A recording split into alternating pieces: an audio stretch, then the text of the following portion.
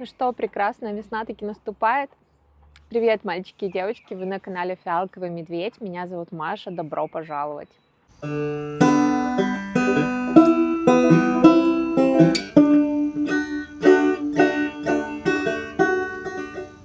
Хочу сказать, что очень интересно проводить свою первую весну в новом доме, потому что я понятия не имею, какие здесь деревья, растения. Что-то пыталась гуглить, но все еще какие-то локации начинают разблокироваться, да, с наступлением потепления. Смотрите, какое у нас цветущее весенне-желтое дерево.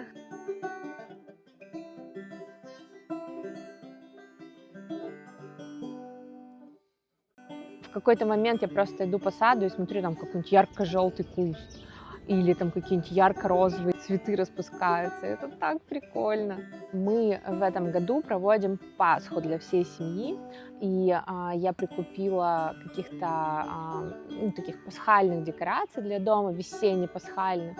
Хотя я не особо там фанат вот этих розовых зайчиков, вот эти все пасхальные темы, но я нашла что-то, что мне понравилось, и мне кажется, дом наполнился какой-то такой более весенней атмосферой. Я вообще очень люблю эту тему вот такого легкого украшения дома. Я не люблю слишком сильно навязчивые декорации, но вот легкие декорации почему бы и нет. Так вот, в этом году мы, в общем-то, с мужем решили заняться немножечко садом. Мы сходили на лекцию в ближайшей библиотеке о посадке, о огороде, о семенах, вот это вот все. И я на ней так уютненько повязала, послушала эту лекцию, и в конце мы высаживали свои семена в горшочки, то есть нам показывали там, как садить, ну, невелика премудрость, но все равно было очень интересно. Вот. И нам дали вот эти вот горшочки с высаженными семечками и дали доступ в библиотеку семян. Мне очень понравилась вот эта система ящичков. Я себе, конечно же, такую же захотела. Непонятно под что. Может быть, под семена, может быть, под пуговицы. Не знаю, но это очень прикольно. Я люблю такие вот штучки.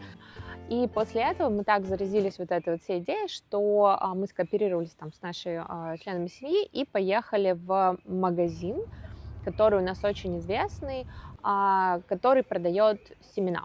Вот, они продают семена и рассаду. И мы поехали, классно так провели время, еще остановились в моем любимом городке в апстейте Нью-Палц, попили кофе, естественно, погуляли, посмотрели немножко на магазины и вот сходили в этот небольшой совершенно магазин какого-то утопического счастья. Я никогда бы не подумала, что я себя буду так вот хорошо чувствовать в магазине семян. Когда люди любят, чем они занимаются, они создают какую-то атмосферу вот этого вот уюта, заражают ей определенно других людей. И вот эта компания, они придумали такую идею, с ними работают художники, и художники местные создают дизайн для разных видов семян. В этом небольшом магазине я провела, наверное, минут 40 или час, вот что-то такое. Вот я хочу их в итоге вырезать, эти квадратики, и сделаю их таким коллажем и повешу в рамочку в свою теплицу. Мне прям понравилась идея, очень красиво выглядит.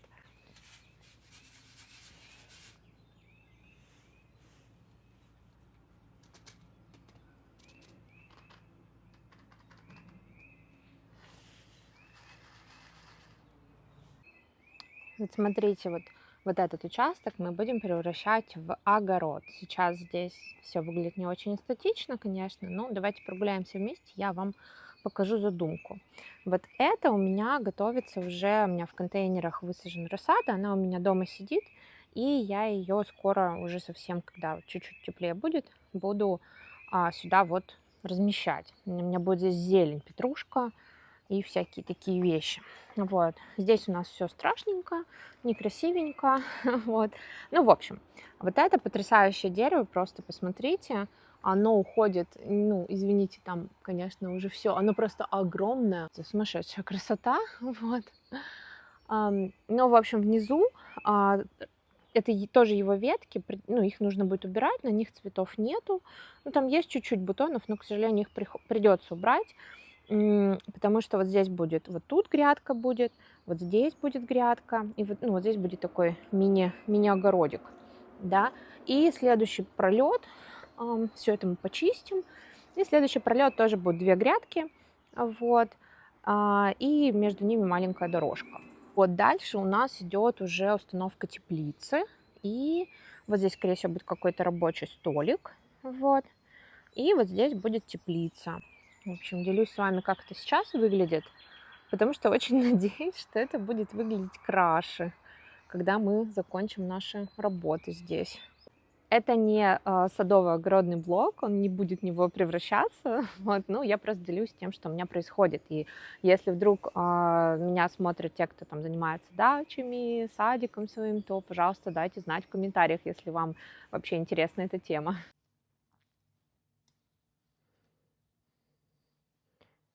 Я продержалась 2 дня без носочного проекта. Я думала, сейчас как займусь своими плечевыми изделиями, там, да. Но я не смогла. Носочная ломка это просто, это сильно. Я вот начала вот такой вот красивущий моток, вот такой вот красивущий малабрига. И самое интересное, что я думала почему-то, что на ощупь, что малабрига достаточно плотная. Вот почему-то мне так казалось. Я думаю, ух ты, какая классная ниточка. Она и мягкая, но не мягкая, как вот слишком мягкая, не как шерсть мериноса, не хлипкая, она такая плотная. Думаю, как здорово, наверное, я её буду вязать на 2,5. И вяжу, ну, начала я вязать образец, слава богу, на 2,5. Понимаю, что что-то не то, прям хлипко получается. И у меня рядом просто лежал опал, и я начала подвязывать, просто вот в этот же образец начала подвязывать опал. И надо было сохранить, вам показать, но просто там было ощущение, что я взяла пряжу в 2 раза толще. То есть она смотрелась нелепо рядом друг с другом. Такая тоненькая малабрига, и рядом идет такой плотный-плотный опал. Я прифигела. И в итоге, ну, если вы вяжете на Knit Pro спицах, вы понимаете, на каком я размере. Я закончила на 2. И это очень грустно, потому что я как раз закончила носочки от Шопеля, где я тоже работала на 2. И я думала: о, как здорово, сейчас, значит, надо что-то взять такое легкое, классное, чтобы не ковыряться сильно. Хотя я думала, что я вообще не против, как бы, ну, иногда поковыряться мне нравится. Вот, но когда у тебя не было такого настроя, когда я думала, сейчас как вот свяжу какие-то быстрые носочки, я села в 2, погрязла. И, конечно, нет, ну, я не хочу слишком жаловаться, потому что пряжа классная, да, и узор такой получается ровный, ну, прям красота, такое эстетическое удовольствие получаю, но я в шоке, честно. Я потому что, если честно, то я уже практически, ну, в общем, от малабриги я писала кипятком. Мне очень понравилась она, ну, и до сих пор нравится на ощупь и в принципе, но очень тонкая. Вот так вот я встряла на 2 опять. Вот, но если в Шопеле я была готова к этому, вот, то здесь я вообще не была готова, и вот это уже абьюз. Вот, ну ладно, довяжем на 2, что могу сказать. Что еще хочу вам рассказать? Я вчера сходила на 2-ю встречу в библиотеке вязального клуба, и мне понравилось. У меня 1-я встреча у меня прошла, там члены клуба не пришли, и я встретилась, так совпало, что я пришла 1-й раз, и пришла девочка еще одна 1-й раз. Вот, и мы с ней примерно ровесница, она меня чуть-чуть помладше. Вот, и мы так здорово с ней пообщались, прям классно. И вчера я пришла на встречу, и уже пришли, ну, как бы постоянные члены клуба, и оказалось, что они собираются уже 22 года. Вот, там были 3 подружки, они такие возрастные, но абсолютно потрясающие женщины. Вот, мне очень, ну, как бы, я очень классно провела, там встреча всего идет час. Вот, но что я поняла, они на этой встрече не вяжут, вот, ну, то есть практически не вяжут. Они общаются, естественно, ну, как подружки, это больше такой слет подружек, вот, и, ну, в какие-то моменты, понятно, они хотели обсудить их дела, и как бы я сидела не у дел, но все равно достаточно теплый прием был, и я планирую туда ездить, вот, это раз в неделю проходит встреча, вот, и она где-то 15 минут на машине от моего дома. То есть я планирую, в принципе, туда ездить. Мне понравилось. Снимать я оттуда не буду, потому что все равно люди там проводят свое спокойное время, вяжут, в расслабленно, да, мне кажется, это не очень уместно. Вот. Но если будет что рассказать, обязательно расскажу. Это все женщины 40-50 плюс, и они живут здесь давно уже в округе, да, и это все американки, и очень интересный, конечно, опыт с ними общения. Вот такая компания подобралась демократов, американок, вот, что мне близко. Я это разделяю. Следующая новость. Вы, может быть, видели уже в моих влогах, шортсах, что у меня есть собачка, пудель, ее зовут Дебби, и обычно стригу ее я. У нас есть машинка для стрижки шерсти, и, в общем, я ее стригу где-то раз там в 2 месяца. Вот, а тут, значит, с появлением ляльки совсем что-то я замоталась, и, в общем, мне некогда было постричь, я ее не стригла, занялась ютубом, но собаку не стригла, позор мне, но муж решил помочь и решил ее, значит, подстричь сам. В общем, после минут 40 визгов мужа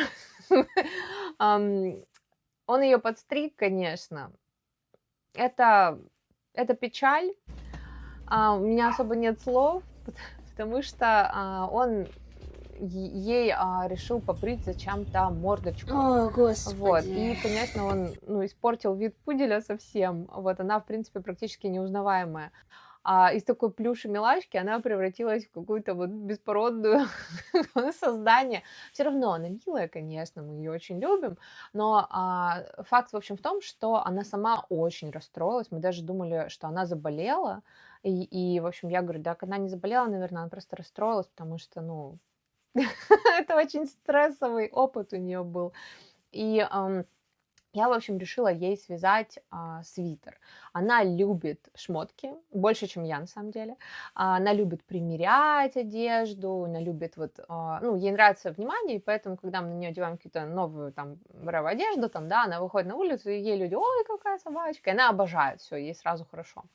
И тут я решила, значит, ей связать свитер новый, и она все время, пока я вязала, она была рядом со мной, то есть я периодически на нее прикидываю, примеряю, и она вот это все обожает, и, в общем, она все время тусилась рядом со мной, и у нее, ну, мне кажется, у нее как будто прям настроение поднялось, в общем, я ей связала свитер ну, я решила совместить приятное с полезным, и решила, наконец-то, дать пробу пряжи Drops Fiesta, которая у меня лежала долго и ждала, и я поняла, что, в принципе, я не настроена вязать, она плотнее, да, чем стандартная носочка, и я, в принципе, не настроена вязать плотные толстенькие носочки, пока что мне что-то, ну, не лежит к этому совсем душа. Здесь у нас идет в 50 граммах 110 метров, то есть стандартно в 100 граммах 220 метров, да, и достаточно плотная ниточка, очень мягкая, и сразу скажу, что мне очень понравилось с ней работать. У меня было таких 4 мотка, у меня есть еще один цвет там лежит, ну, в общем, я израсходовала вот как раз вот 2 мотка. Вот, я сделала вот такой вот свитер, и он уже ношеный, причем ношеный, отвратительно ношеный. Она была, видимо, в таком классном настроении, что она по нему, ему просто протаскала по всему двору. Мне кажется, в какие-то норы залезла, мы уже стирали в машинке, вот, и, в общем, тут вылезла 2 нитки, я их буду убирать, вот, и она посадила дыру. А где дыра-то уже, Скажите мне, пожалуйста. Я ее уже залатала, что ли? Видимо, видимо, я забыла, я вам хотела показать дыру, которую посадила собака, но я, видимо, ее уже заделала, потому что я найти ее не могу. Видимо, да, видимо, я ее уже залатала. Хорошо, так заделала, что даже не могу найти, где вообще дыра-то была. Ладно. В общем, я здесь решила просочетать хеликс и однотон. То есть здесь у меня воротник связан однотоном, вот этим оранжевеньким, тело свитера связано хеликсом, и вот отсюда, вот этот момент, да, и рукава вот отсюда связаны однотоном розовеньким.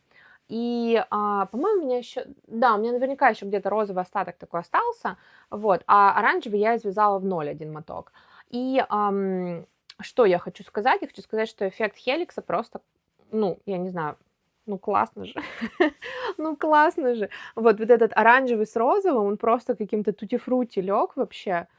И оранжевый, ну, ок. Розовый, ну, мне розовый больше нравится, но тоже, ну, ок. Но их смесь — это прям просто прелесть вообще. Мне очень нравится. И, я хочу связать такой же свитер, я думаю, для уже, ляльки своей. Я не знаю, это моветон, нет, вязать, свитер собаки и ляльки одинаковый. Надеюсь, что вы меня простите. Но мне кажется, очень классно. В общем, я хочу связать вот такой вот свитер теперь своей, ляльке тоже. По пряже Drops Fiesta я в очень хороших, в приятных от нее впечатлениях. Она очень мягкая, плотная, теплая, она очень приятно распушилась после стирки. Носки из нее будут достаточно мягкие, и, ну, теплые, плотные. Вот здесь я вязала, на чем же я его вязала? На четверке я его вязала, да. Да. Ну, так как свитер, мне здесь там прям дикая плотность не нужна, как в носках, да. Ну, вот я вязала на четверке, оно как бы решетит, конечно. Ну, для свитера хорошо, но для носок, понятно, это нет. Это надо какую-то брать 3-3,5, наверное, возможно, даже 3. Вот. Но нет, задачи у меня носки из нее вязать нету пока что. Я хочу именно ее пустить на свитера. И на самом деле она такая классная, приятная, теплая, что я бы с удовольствием из нее связала бы и взрослый какой-то свитер. Ну, хорошая пряжа, у меня, в общем-то, нету к ней нареканий. Я думаю, она должна быть достаточно износостойкая. Также ранней весной у меня случились новые пополнения по пряже. Я нашла, открыла для себя новый источник поиска рейки, к сожалению или к счастью. В общем, я нашла еще 3 моточка на eBay. И на самом деле, я вам сейчас их покажу, их сразу хочу сказать, что я пока что закрываю свою потребность по рейге, да, я останавливаюсь, потому что, в принципе, на сегодняшний день у меня там моточков, наверное, 10 есть. Ну, пока что есть, наступила по регге достаточность, просто столько разных брендов, хочется еще попробовать. И, ну, регия все еще моя любовь, самая любимая пряжа, но я пока что остановлюсь. Вот, значит, у нас идет вот такой моток фиолетово-розово-голубой, нежнятенький. Это цвет 1121. Вот. И это следующий моток, он очень похож на тот, который я вам показывала предыдущий. Вот этот новый, вот этот уже был, да, и вот этот более весенний, в нем такой зеленый, есть растяжки зеленого, в этом зеленого нет, то есть здесь у нас просто розово-бирюза, фиолетовый, да, здесь вот фиолетовый, есть фиолетовый, здесь фиолетового нет. В общем, они похожи, но все равно разные. И этот у нас идет 2877. И вот такой вот радужный моток. Этот идет Regia Perfect, но здесь я Perfect не боюсь, потому что полосы широкие, в принципе, ну, сильно ошибиться тут невозможно. Я думаю, здесь у меня все получится в соотношении, да, в одинаковости носков, если я захочу их одинаковыми. Вот, поэтому, может быть, я их вообще не буду вязать одинаково, может, я вообще хеликсом свяжу с белым каким-нибудь. Посмотрим. Но очень меня радует вот такой вот радужные цвета от Регии. Вот, и еще одна была посылочка, я там вам сняла отдельный влог, так что смотрите его. Записала я вам, конечно, открытие посылки, а у меня микрофон-то не работал. И мы с вами успели открыть и посмотреть концепт миска. Это вторая серия Кати, которую я беру. Я беру уже, понимая, что мне понравится, потому что качество, в принципе, ну, я чувствую, что хорошее, и мне хочется попробовать разные серии. И это у нас 150-граммовый моточек, и они у нас 100-граммовый. Вот, этот ощущается прям очень так пухлее, теплее, и я брала его на осень. Вот, я проводила опрос среди своих друзей, и вот этот признан самой-самой осенней расцветкой. Поэтому это я откладываю, буду, скорее всего, уже, ну, не скорее всего, а точно буду вязать осенью, но либо этой осенью, либо следующей, посмотрим уже, как пойдет. Наверное, этой, потому что, ну, притягательно, очень классные такие растяжки цвета, поэтому да. Вот, значит, вот этот бренд Lang Super Socks я заказала после видео от Хурмы вяжет канала.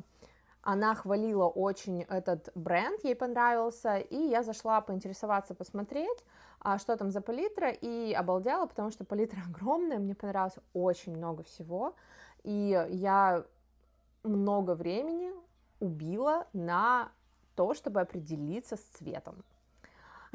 Вот, и это совпало с тем, что я еще увидела там вот этот бренд, а я его тоже хотела попробовать, он мне все попадался и попадался, и у них тоже большая палитра, и в итоге я себя уговаривала, и очень горда тем, что я все-таки уговорила себя, я заказала по одному мотку от каждого бренда попробовать, посмотреть, оценить качество. Я люблю очень желтые цвета, и их не так уж много классных в растяжках, и вот этот, в принципе, ничего, такой здесь идет серый, какой-то персиковый, уходящий немного в коричневый, желтый такой и пастельный, лимонный желтый. Хорошо, мне нравится. Здесь у нас в 100 граммах 420 метров. И, значит, вот это вот, не понимаю, как правильно выговорить это, Шибжиц, Шибжес, Аркадия, в общем, я буду называть. Это Аркадия, она у нас сумерки оттенок, ну, видно здесь закатные такие красивые цвета. Она у нас идет, ну, это понятно, 75 супервош, 25 полиамид, вот, 100 грамм, 396 метров, окей, как бы чуть-чуть поплотнее, но ощущается она как стандартная носочка, ну, в принципе, там разница небольшая, да. Хорошо, классно, мне нравится, будем пробовать. Так, и что у нас осталось? Помните, если вы смотрите мои видео, вы видели, что я немного поругалась на Mayflower.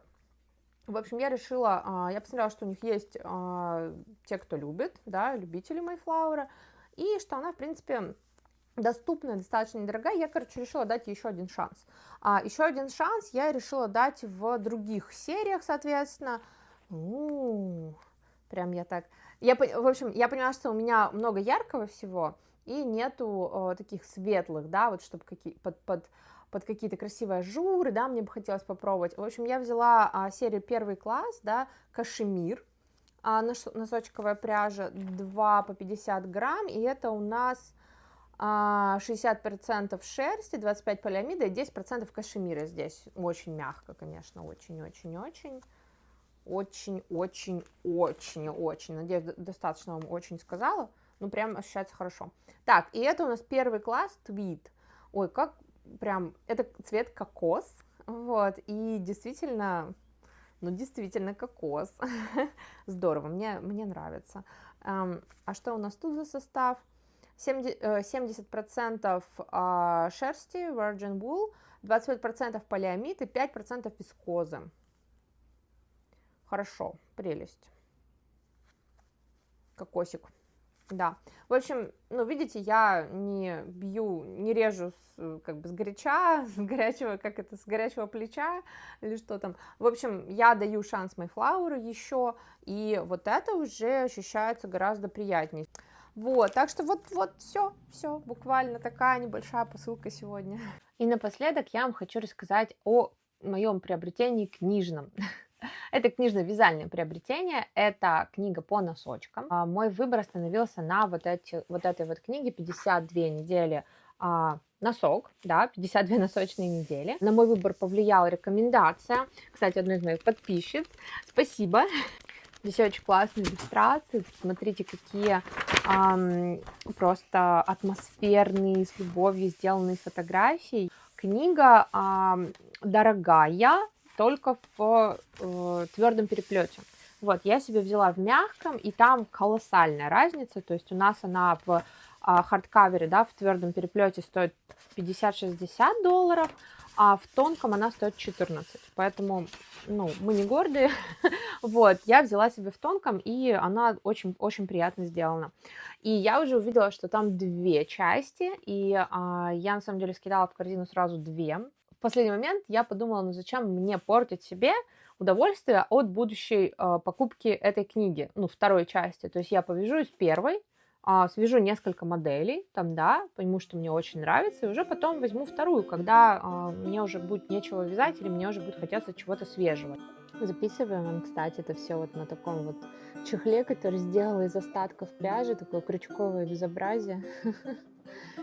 Вот, обновила пуфик немножко, связала чехол на него. Я отметила стикерами сверху модели, которые я точно буду вязать, да, и среди них розовенькие это те, которые у меня уже есть пряжа, либо она заказана, и серенькие это те, куда нужно докупить пряжу.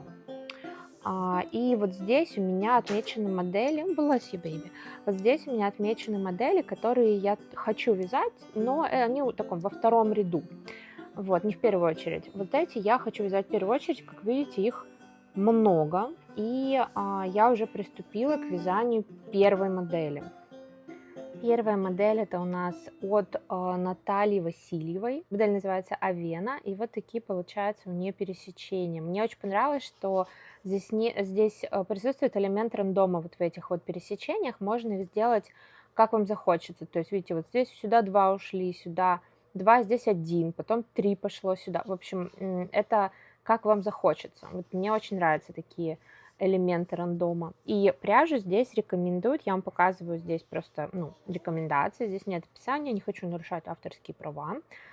Вот эту информацию вы можете всегда найти в интернете, потому что ребята-мастера продают свои работы не только в книгах, то есть можно, я думаю, все описания можно будет найти в интернете, вот, и интернет, естественно, вам предоставит картинку и предоставит вот эту информацию первичную. Само описание я раскрывать не буду, потому что, меня заблокирует YouTube, и какое-то это уже пиратство. И вот такой у меня получается сейчас результат. Вот, еще я даже до пяточки не довязала. Пряжа это Mayflower. Вот, я их называю моими кокосовыми носочками, потому что вот этот эффект вида, он добавляет какой-то вот такой кокосовый эффект. И я так понимаю, каждая из этих мастериц старалась вот просто отрекомендовать какую-то интересную, уникальную рекомендацию. И рекомендации там порой, конечно, пряжи, я имею в виду, просто шкалят все. Например, там есть модель носок, которая вяжется из 3 цветов. Буквально там 2 линии, да, там другого цвета идут. И каждый из мотков стоит около $40. И это безумие. Вот, извините, но это безумие. Ориентир пряжи идет больше на Европу. Я выписала себе все оригинальные пряжи, которые они рекомендовали. И давайте так, я понимаю, конечно, что здесь подойдет много разных других брендов, ясное дело. Вот, мне просто самой интересно попробовать все-таки, что же они рекомендуют. Где-то какие-то бренды уже разорились, их нет, да, там были какие-то маленькие, локальные, совершенно небольшие. Я увидела, что один бренд перестал работать, потому что хозяин заболел, например, или что такое. То есть там совсем маленькие истории, да, какие-то маленьких компаний, поэтому будем что-то заменять, да, какие-то рекомендации, но мне было все равно интересно попробовать то, что они рекомендовали, да, и я нашла маленький магазинчик вязальный в Лондоне, уже сделала там заказ. Один магазин находится у нас в Америке, это вообще вот прям местный бренд, тоже маленький, они очень безумно красиво красят.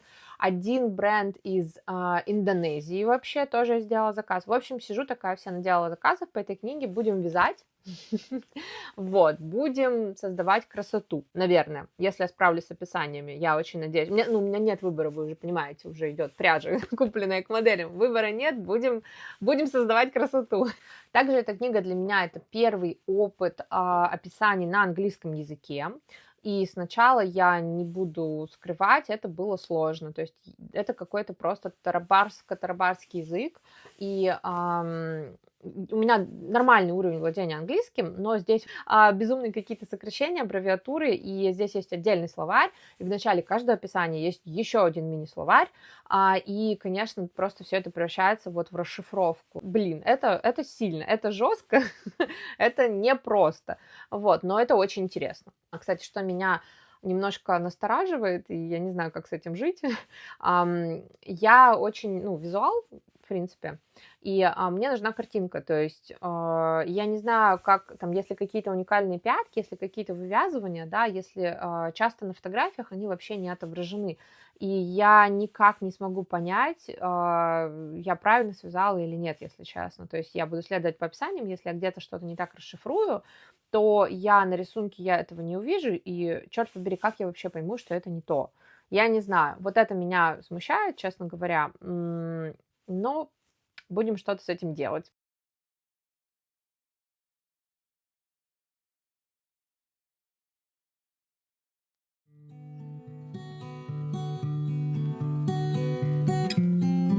самый долгий влог подходит к концу, и спасибо, что были со мной все это время. Поддержите, пожалуйста, видео лайком и комментарием, и до новой встречи в новом влоге уже на следующей неделе. Пока-пока!